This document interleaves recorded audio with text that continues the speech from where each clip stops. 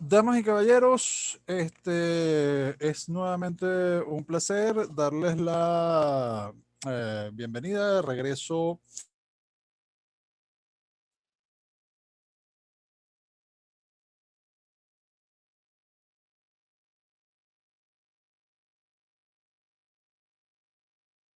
a la austríaca, con el que se cierra la doble diplomatura en economía de la Escuela Austríaca 2019-2020. Estamos ya llegando, aproximándonos al final del ciclo de conferencias. Eh, Oye,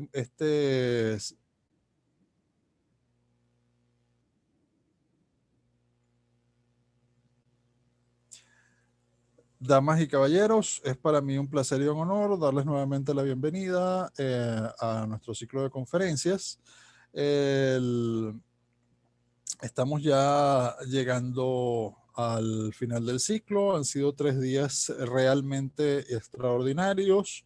Veíamos hace un momento, o escuchábamos hace un momento al profesor Daniel Lahut, y nos toca a esta hora una conferencia magnífica del profesor Andrés Guevara. Y posteriormente viene el cierre con la conferencia del periodista Orlando Avendaño.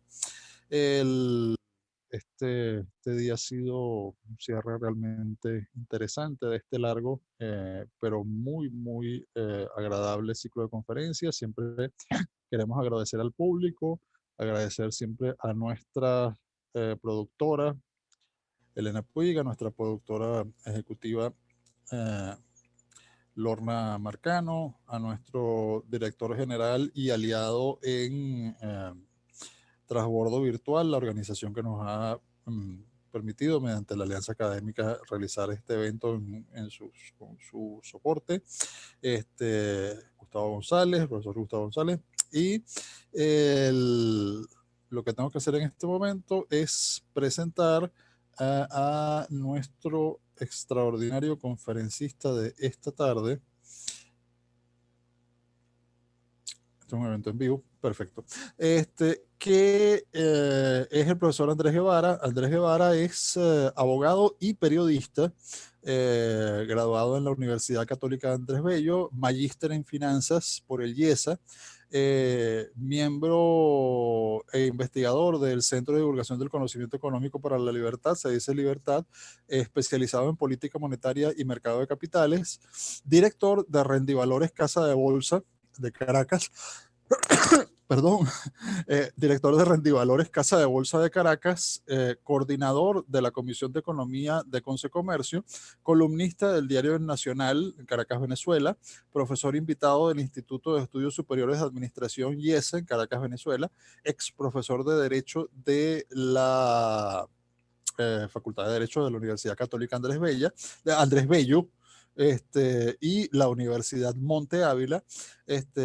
Actualmente también es profesor adjunto de precisamente la doble diplomatura en economía de la Escuela Austríaca del Centro Juan de Mariana, él se dice, y la Universidad Monte Ávila. Sonaba lógico, ¿no?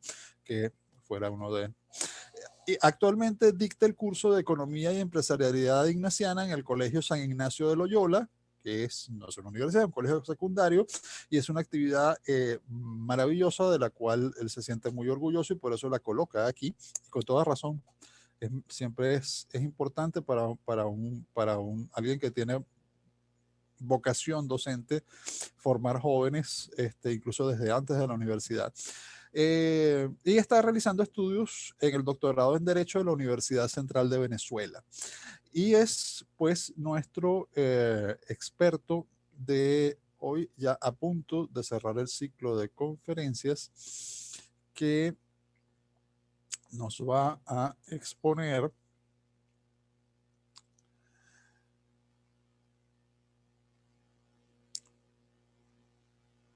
con todo lo que yo les había estado explicando. Una conferencia sobre las aplicaciones de la teoría austríaca del capital al mercado de valores. algo para lo que, por lo que ustedes han visto hace rato, no solamente en todo el ciclo de conferencias, sino en las conferencias técnicas del profesor Torrealba, del profesor Lajut y otras por el estilo sobre elementos muy complejos de la economía austríaca, comprenderán que solamente alguien como Andrés podía realmente desarrollar este tema. Entonces, sin más, quiero dejar con ustedes a el abogado y magíster Andrés Guevara. Profesor, las cámaras son suyas. Muchísimas gracias, Guillermo. Y en primer lugar, pues agradecerle a todo el equipo que hace posible el gran ciclo de conferencias relacionado con lo que es el cierre de la diplomatura de la Escuela Austríaca de Economía. Verdad que muy agradecido, como le dije, tanto a la Universidad Monte Ávila, CICE Libertad y por supuesto al Instituto Juan de Mariana en Caracas, el Centro Formativo Juan de Mariana en Caracas, debido a la posibilidad de estar presente el día de hoy. Indudablemente para mí es un honor y además de eso creo que es bastante constructivo toda la labor que se está desarrollando de cara a la divulgación de lo que para mí es tal vez la escuela de economía que más se acerca a lo que es la esencia del ser humano sin tanta parafernalia y a veces tantos tecnicismos que desvinculan al ser humano de lo que realmente es, ¿no? Y precisamente por eso me pareció muy propicio pues empezar a desarrollar una charla que tiene que ver con la aplicación práctica de la escuela austríaca.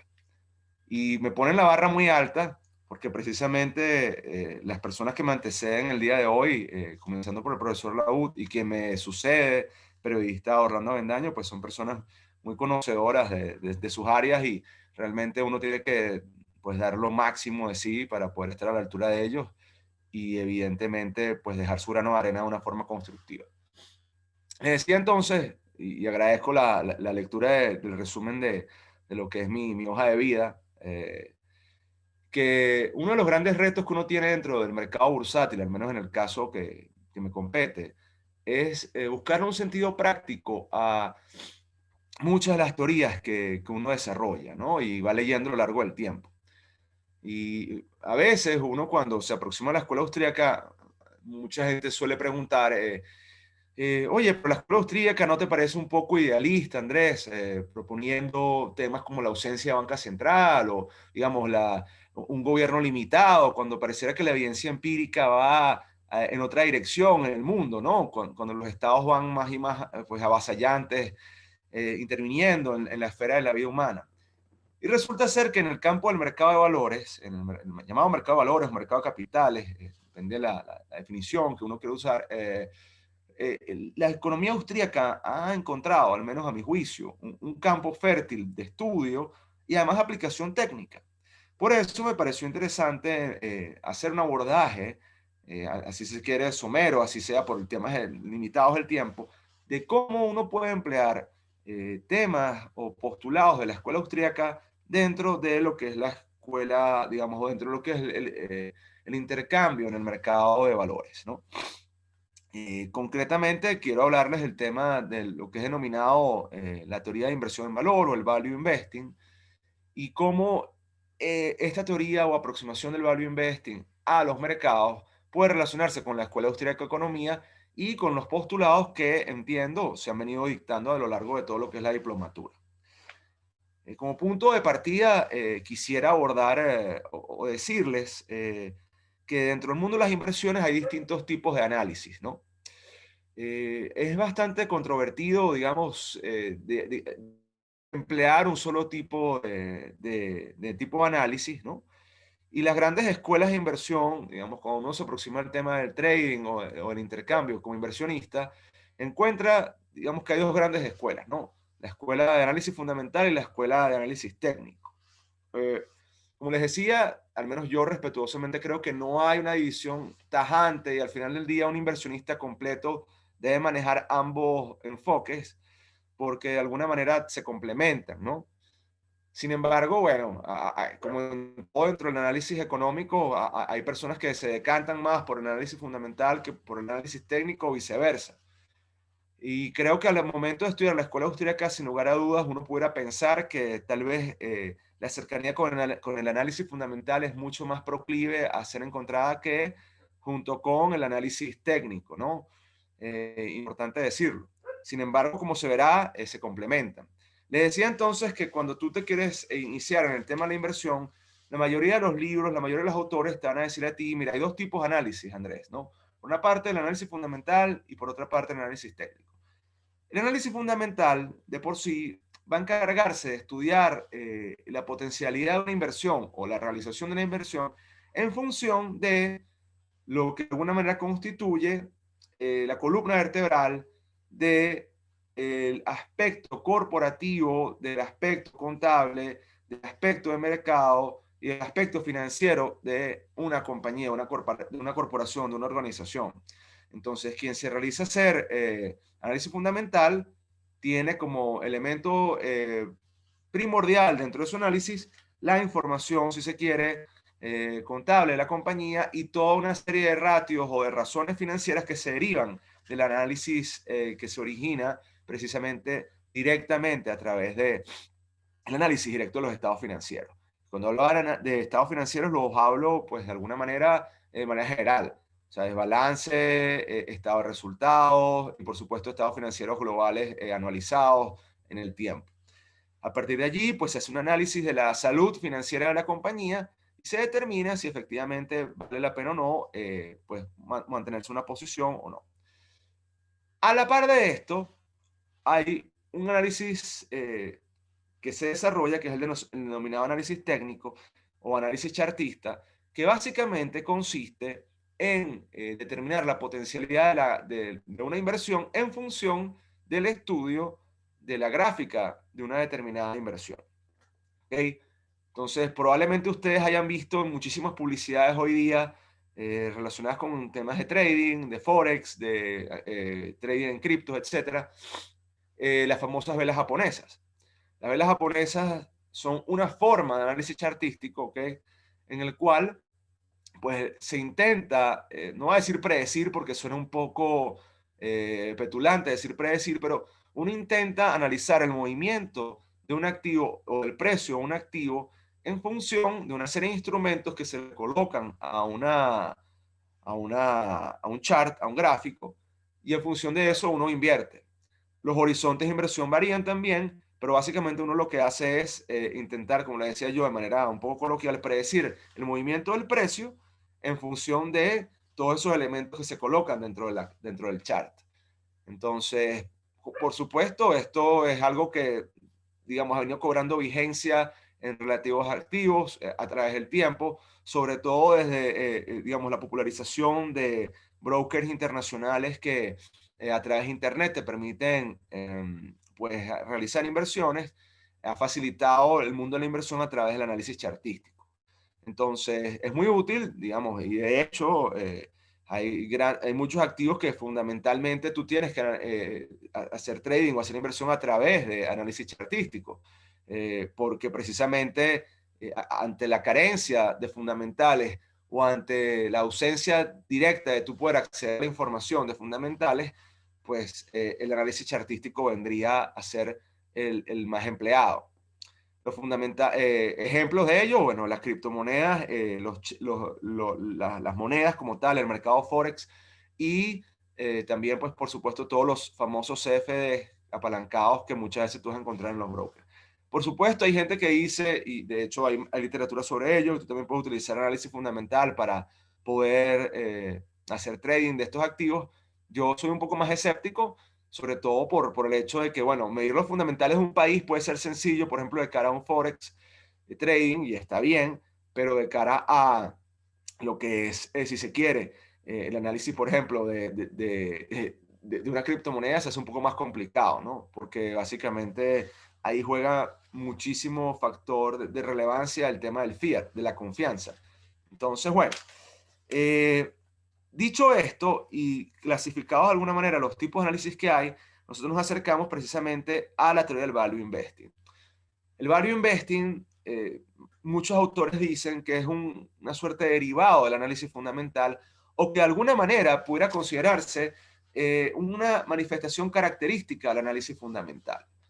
El value investing como escuela nace como escuela de inversión nace, si se quiere, a finales de la década de los años 20, comienzos de los años 30 en Estados Unidos, gracias a un profesor que muchos de ustedes habrán oído hablar de él, que es Benjamin Graham.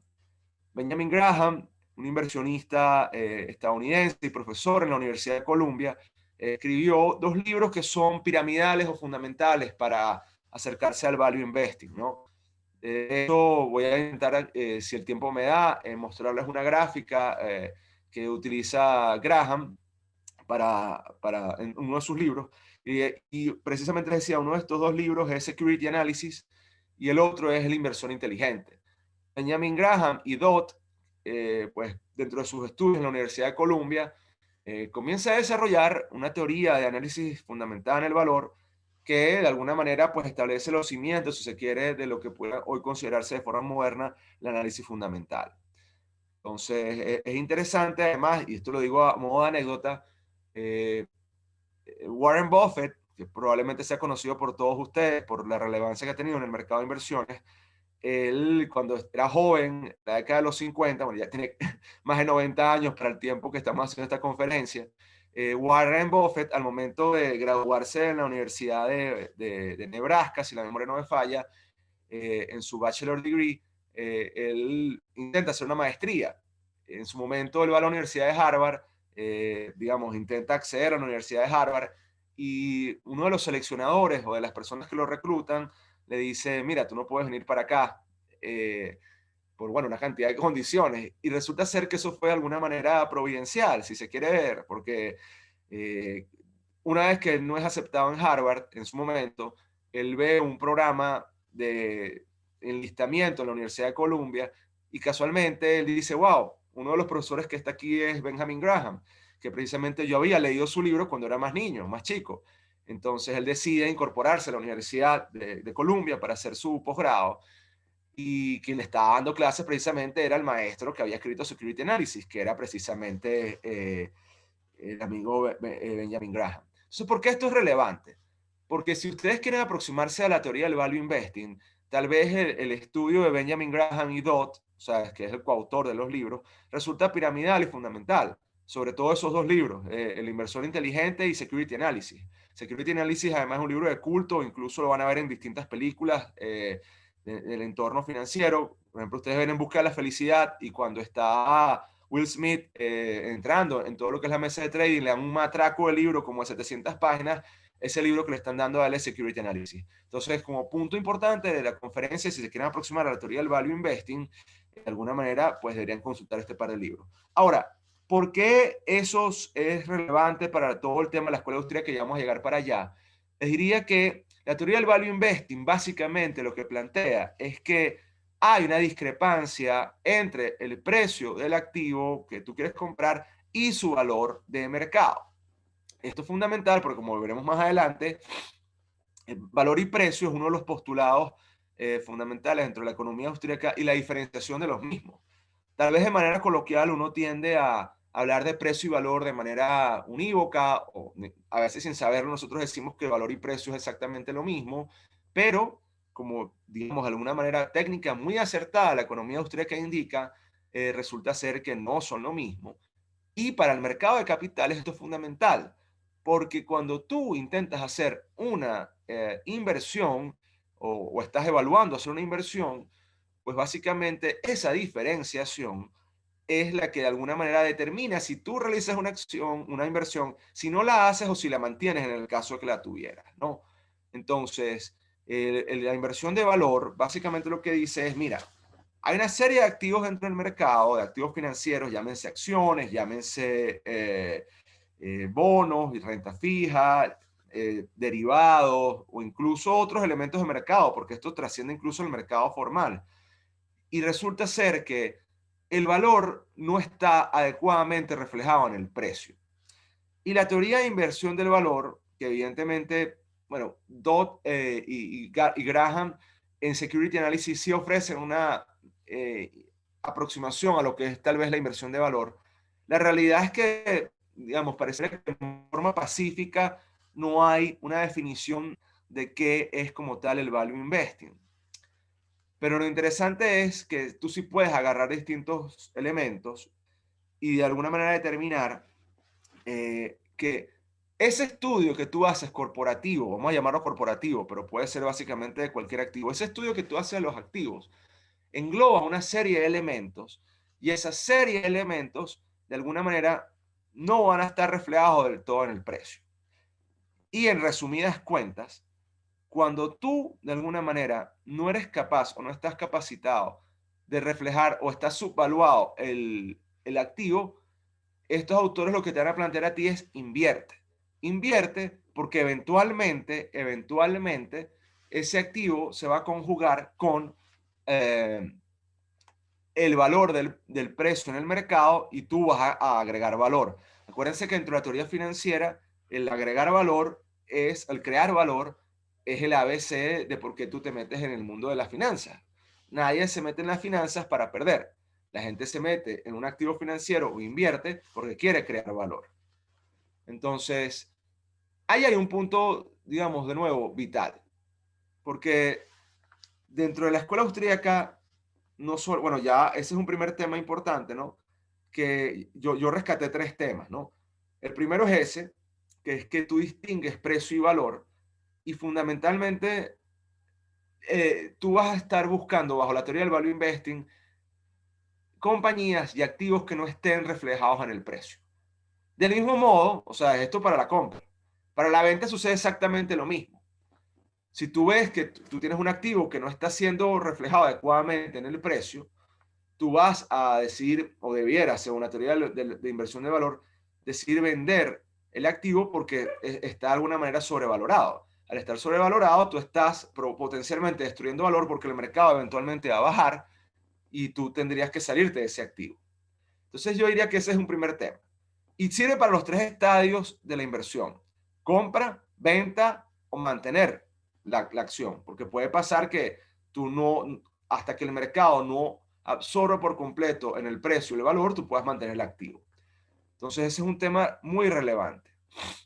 Adicionalmente a ello, ahora les digo, no solamente se limita al mercado de capitales como tal, sino que también puede emplearse para básicamente cualquier activo financiero.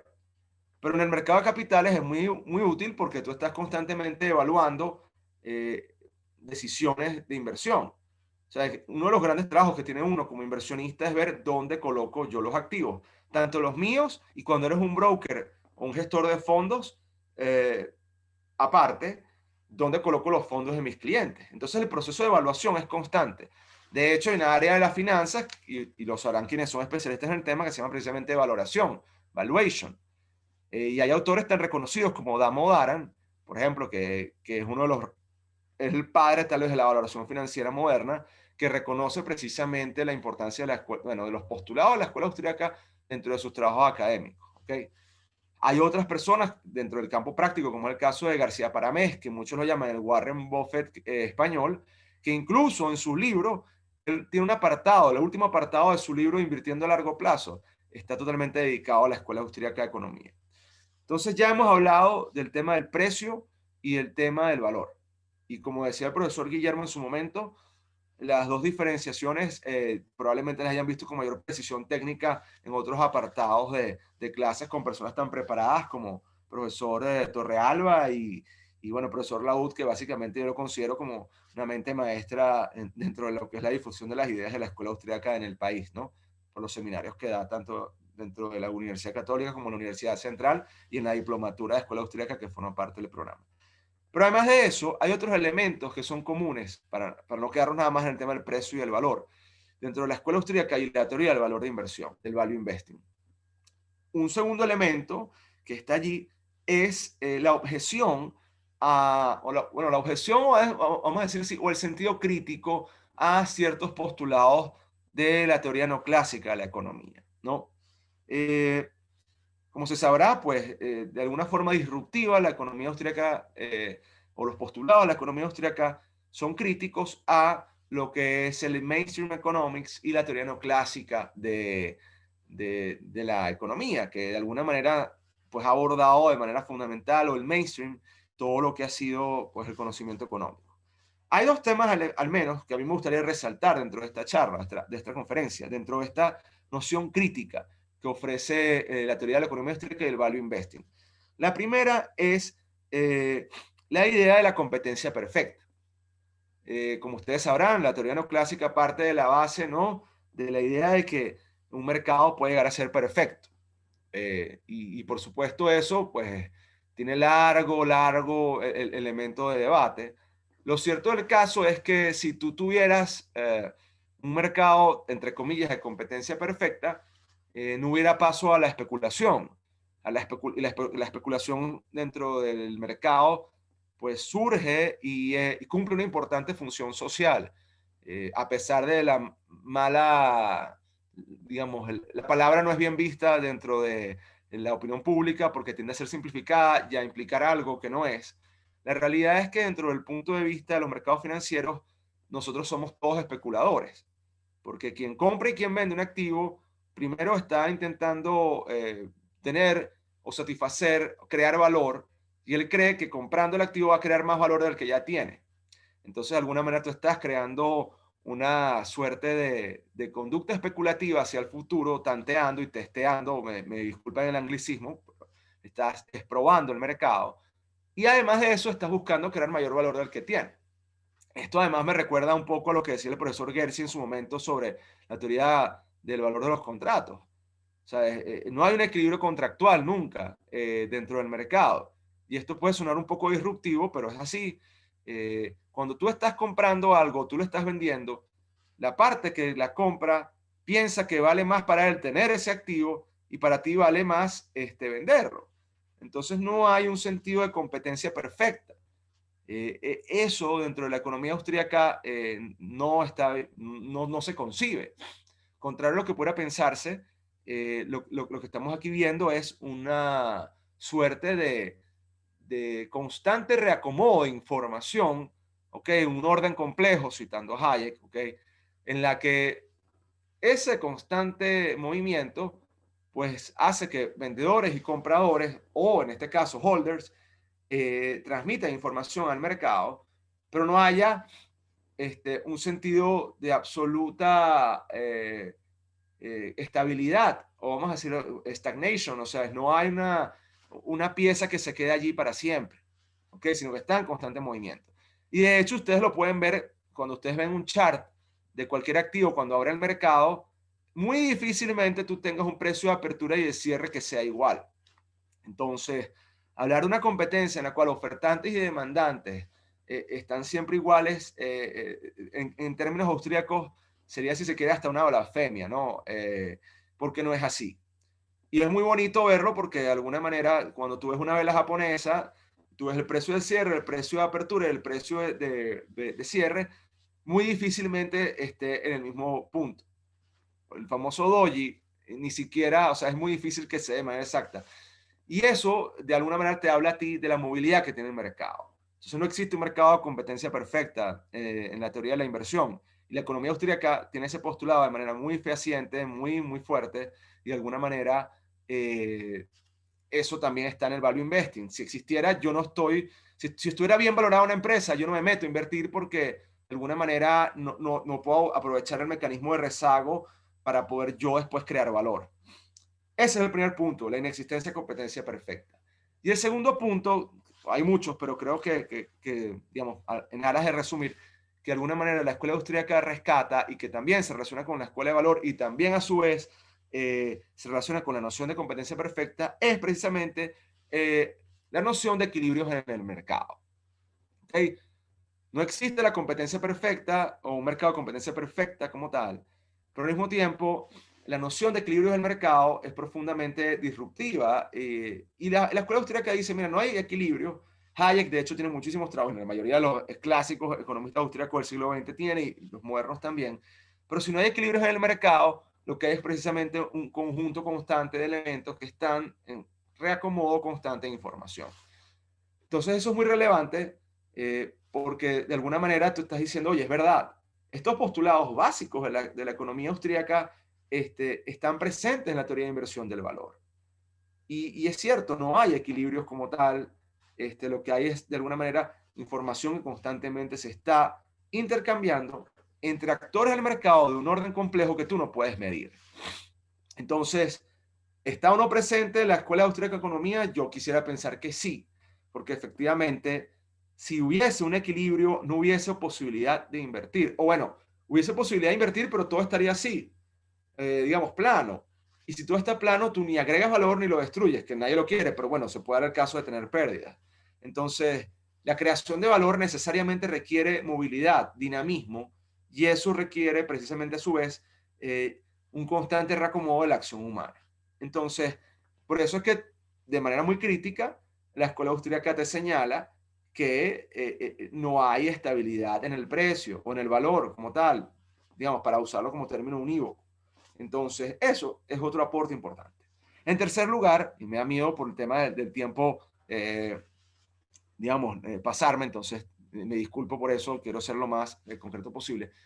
El tercer elemento a tomar en consideración acá tiene que ver con el rechazo, o no decir rechazo, pero sí al sobreuso de modelos matemáticos en la teoría de inversión. El value investing, como postulado, dice, mira, sí, la matemática es importante, absolutamente relevante, pero al momento de invertir, yo no tomo como factor primordial el tema del modelaje matemático de la teoría para una teoría de inversión. Cosa que los neoclásicos sí, y por supuesto quien haya estudiado economía de manera formal sabrá que es así, que digamos la matemática juega un modelo importante. Fíjense que esto es tan cierto que en el libro de Security Analysis, uno de los ejemplos que digamos es muy fácil de comprender que usa Graham es que él dice, mira, yo sé a simple vista cuando una persona tiene sobrepeso, cuando una persona está gorda, sin saber exactamente su índice de masa corporal o sin saber cuántos kilos exactos de sobrepeso tiene. Entonces, el símil es un poco, si se quiere, sencillo, pero él dice, yo aplico eso mismo para mi teoría de la inversión de valor. Yo no voy a saber cuánto sobrepeso exacto tienes, es cierto, pero sé que estás gordo. Entonces, claro, hay quien dirá, bueno, pero hay gente que tiene sobrepeso, pero no se ve a simple vista. Bueno, claro, hay unos casos de laboratorio, digamos que como regla general va a ser difícil determinar cuando alguien está chubby, ¿no? Pero él dice, para eso precisamente yo creo lo que se llama el safety net o el margen de salvamento, una inversión. Warren Buffett lo tiene en un 50%, hay gente que dice que eso puede estar alrededor del 25 al 30, pero precisamente para curarme yo en salud, de que mi visión no sea la exacta o una visión certera, yo creo un margen de salvamento en el cual si yo cometo un error en mi apreciación directa de la inversión, pues ese margen yo lo cubro con, valga la redundancia, con la cobertura que genero al momento de invertir. Entonces esto es un tema muy importante porque dentro del ámbito de la inversión, tú no estás, digamos, fundamentándote esencialmente en regresiones, en betas, en correlaciones estadísticas, que si uno va a cualquier maestría de finanzas, tengo 2 minutos, wow, qué terrible, qué terrible porque esto es muy interesante. Pues lamentablemente, hasta allí me quedo. Tengo 5 por la gracia, excelente. Bueno, no, ya igualito voy a culminar. Entonces esto es importante en resumen porque el lenguaje matemático es importante, por supuesto que lo es, porque los precios de las acciones se reflejan en números, pero para la teoría de la inversión en valor, del value investing, no es absolutamente relevante. Tú puedes hacer, o sea, es importante, pero no se puede utilizar, digamos, dentro de la teoría de la inversión. ¿Guarda esto en relación con la Escuela Austríaca de Economía? Absolutamente, porque es bien sabido, y si ustedes ven los trabajos de, no solo de Hayek, von Mises, Huerta de Soto, los grandes maestros de la escuela, pues dicen que la concepción de la economía no radica en la matemática es importante, lo decía Huerta de Soto, como un elemento accesorio, como un elemento, si se quiere, de utilidad para la comprensión de procesos, pero tú no puedes simplemente estar dependiendo totalmente de la matemática o del modelo matemático para comprender la acción humana. Y eso también se refleja en el mercado de capitales. Para cerrar, yo quisiera, y no sé si será posible, mostrarles un gráfico que tengo. Eso será posible en mi computadora. Si no, se los hago llegar. Pero es precisamente ¿Puedes compartir pantalla? excelente, porque para cerrar lo voy a hacer. Aquí está, porque esto es de Security Analysis y quería compartirlo con ustedes porque fíjense, No sé si lo están viendo acá. Vean, aquí hay un gráfico, ¿lo están viendo? Ese gráfico básicamente lo que maneja, esto es de Benjamin Graham de Security Analysis. Vean acá, básicamente él allí pone, yo ahí pongo tremendo gráfico porque me hace muy útil. Vean aquí tienes elementos especulativos y elementos de inversión. Entonces, estos elementos que él describe allí y que yo les recomiendo, yo igual les puedo hacer llegar el libro, es muy útil. Él básicamente dice que hay dos factores bueno, dos grandes elementos, ¿no? Al momento de tomar en cuenta una inversión. Factores especulativos, que son factores de mercado, ¿ok? Y eso tiene elementos técnicos de manipulación, entre comillas, no manipulación mal vista, ¿no? Sino elementos del mercado que están allí, psicológicos. Además de eso, tienes temas de inversión que tienen que ver con temas futuros y temas de valor intrínseco de la economía como tal, ¿no? Y de la compañía, que tienen que ver con ganancias, dividendos, activos, estructura de capital, términos de emisión, otros. Entonces, les pongo esto aquí simplemente para demostrarles que todo este compendio de elementos indican un valor y que ese valor no necesariamente se va a reflejar en el precio, ¿ok? Entonces, si uno se aproxima a los postulados de la economía austríaca, indudablemente va a encontrarse con el hecho de que están allí presentes y son tan complejos que no es tan sencillo tomar una decisión de inversión y que son muchos los factores a tomar en consideración. Creo que eso se acerca mucho a la idea de orden complejo hayekiana. Creo que eso también pues, se hace, digamos, eco de los postulados de la economía austríaca. Entonces, en resumen, y para cerrar, ¿qué elementos pueden encontrar ustedes de cercanía con la teoría de inversión y la escuela austríaca de economía? Al menos tres, ¿no? Primero, el tema matemático, digamos, que no se debe ver como algo sobrevaluado. En segundo lugar, la crítica a ciertos postulados neoclásicos, ya los hemos visto, el tema, por ejemplo, de la competencia perfecta y el tema de los equilibrios económicos. Y además de eso, con lo que comenzamos la charla, la distinción entre teoría del precio y del valor. Me encantaría seguir adelante, pero el tiempo no me lo permite. Así que agradecidos a ustedes por la oportunidad. Muchísimas gracias, profesor. Hace una conferencia extraordinaria, pero sí, ciertamente tenemos el tiempo encima. Yo había seleccionado de las muchas y muy interesantes preguntas del público tres, pero por razones de tiempo voy a pasar solamente una. El, y es problemático porque la que voy a pasar está en inglés y sin embargo resume muchos de los, o sea, resume varias de las otras preguntas que no voy a atreverme a pasar. Dice aquí, más o menos, en mi traducción, eh, profesor, excelente conferencia. Profesor, excelente conferencia. Ahora, tengo una pregunta. Pues, sí, tengo una pregunta. Cuando uno estudia, como usted indica, Value Investment, encuentra que es una teoría efectivamente muy relacionada con las teorías de la escuela austríaca, eh, no, dice con el paradigma de la escuela austríaca, literalmente dice, y fuertemente orientada hacia la inversión de largo plazo. Sin embargo, eh, aunque no tan formulada a través de estudios publicados, yo podría decir que existe, aunque tal vez no la conocemos en detalle, una teoría austríaca una teoría austríaca del portafolio, eh, que es la que usa Michael Burry. ¿Okay? E indiscutiblemente, si la teoría austríaca del portafolio, que sería la que usa Michael Burry, durante la crisis subprime, ganó millones de dólares y la teoría moderna del portafolio previamente ganó el premio Nobel, pero perdió miles de millones de dólares en fondos de inversión.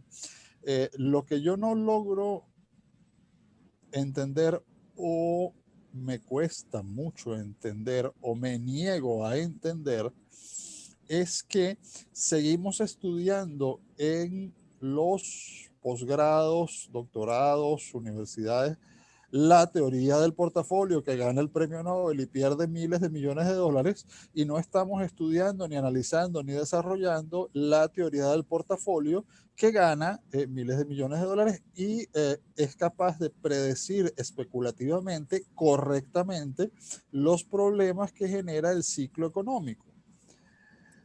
Claro, sí entiendo, no, sí, esto es muy largo, explica por qué lo entiende, pero básicamente lo que dice es que su posición no es dogmática, para resumir la pregunta, que entiende que el hecho de que no se ha desarrollado desde el punto de vista de libros académicos, materiales, desarrollos más una teoría especulativa del portafolio que incluya no solamente el value investment tan orientado a largo plazo, sino las aplicaciones de la teoría austríaca del ciclo económico y la teoría austríaca del capital previamente. Lo dije en orden inverso, disculpen, la teoría austríaca del capital y la teoría austríaca del ciclo económico, a los mercados de valores con aplicaciones de corto plazo, con especulaciones rápidas de corto plazo en momentos críticos del ciclo, con todos los riesgos que ello implica, es una falla por parte de los propios estudiosos austríacos, que también él entiende que son pocos. Y su pregunta es si tú eres conocedor de esto y si tú piensas que en algún momento se va a desarrollar esta línea a nivel teórico, puesto que en la práctica obviamente se ha desarrollado y con mucho éxito. Resumen de la pregunta. Gracias. Muchísimas gracias, Guillermo, y a la persona que hizo la pregunta, pues también, thank you very much. Fíjense, para responderlo en español, evidentemente, fíjate, yo creo que hay varias cosas que rescatar de esa pregunta, ¿no? La primera es que, primero, desde el punto de vista académico, lamentablemente la academia tiende a estar llena de soberbia, porque precisamente el conocimiento es, si se quiere, temeroso. Generar cambios dentro de la academia es uno de los retos más complejos, porque precisamente ante el temor a lo que no se conoce o digamos, a mover las bases de lo que se da por cierto, pues incluso ha habido hasta personas que han sido pues, sometidas al mayor de los escarnios, a la muerte, o sea, digamos, a las humillaciones más grandes. Entonces, la academia es muy reticente a cambiar y eso creo que es un proceso progresivo. Tenemos que bajar los niveles de soberbia y ser humildes. Yo creo que como profesor lo intento, pero en general eso sucede, que el académico tiende a ser muy orgulloso y muy arrogante. En general, no me gusta, digamos, establecer casos específicos de excepción. Entonces la academia tiene que, de alguna manera, chequearse en cuanto a ese tema. Bajar los niveles de soberbia y de alguna manera, una vez que baja los niveles de soberbia, entender que el conocimiento, pues de alguna manera está allí, es precisamente para hacernos evolucionar y ser mejores, no para, de alguna manera, limitarnos a lo que ya sabemos y no querer progresar. Entonces, eso es una barrera de entrada difícil. De hecho, muchos austríacos lo han sufrido a través de la vida, no ahora y no solo en la teoría de la inversión. Muchos austríacos incluso fueron desterrados del establishment académico por ser incomprendidos. Pero eso también nos da a nosotros, digamos, la batuta de encontrar una ventana de oportunidad, ¿no?